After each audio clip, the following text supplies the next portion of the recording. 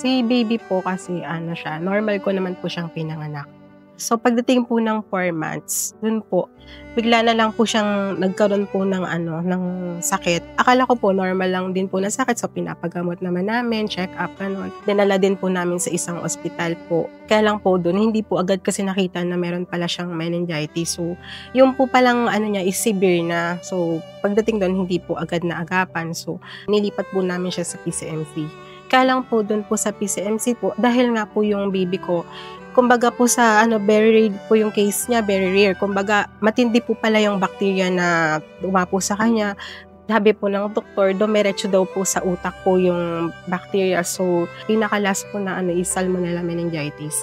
Kaya lang po sa po kasi ng mga tinuro ko sa kanya, mga gamot, matitindi po talaga, nadadamage po talaga yung brain. Tapos nasabayan po, nakasama din po kasi yung sa may optic nerve, kaya po nabulag siya.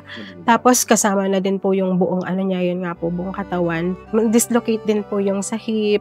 So, po talaga si baby, totally global development delay po talaga siya. Hindi po talaga. Sabi nga po ng doktor, para siyang 1 month sa situation po ni baby.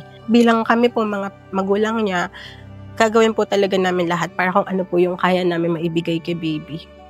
Halimbawa po, pumunta ng ospital, gawin ko po lahat, pati po yung paglapit po sa inyo po. Kasi yun po talaga yung alam ko na may gagawa ko. Kasi kung sa katawan ko po, hindi ko pa talaga kayang magtrabaho. At the same time, alagaan ko yung baby ko. So, ginagawa ko po talaga lahat ng pwede. Halimbawa po yung paglapit po talaga sa mga tao po na katulad po ninyo na alam ko po na sobrang laking tulong po sa amin. So, Nanay Laarni, siguro, yun nga, nabanggit mo yung ating gastusin, yung gastusin nyo kay Leon na parang more or less, 15,000 din ang maintenance niyan, no? Lahat na, may laboratory, may panggamot, kasama na rin dyan siguro yung mga physical rehabilitation niya.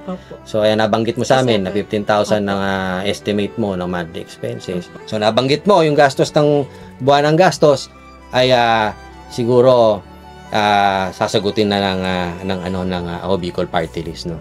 100,000 worth na gamutan para kay Opo, sobrang thank you to. Salamat po talaga kay Kong Saldi po, saka ako, Bicol Party List po. Maraming salamat po, sobra po sa tulong niyo po sa amin, saka po sa mga iba pong mga natutulungan niyo po. Pagpalain po kayo ng Panginoon. Sana po marami pa po kayong matulungan. Sobrang nagpapasalamat po talaga yung buong buong pamilya po.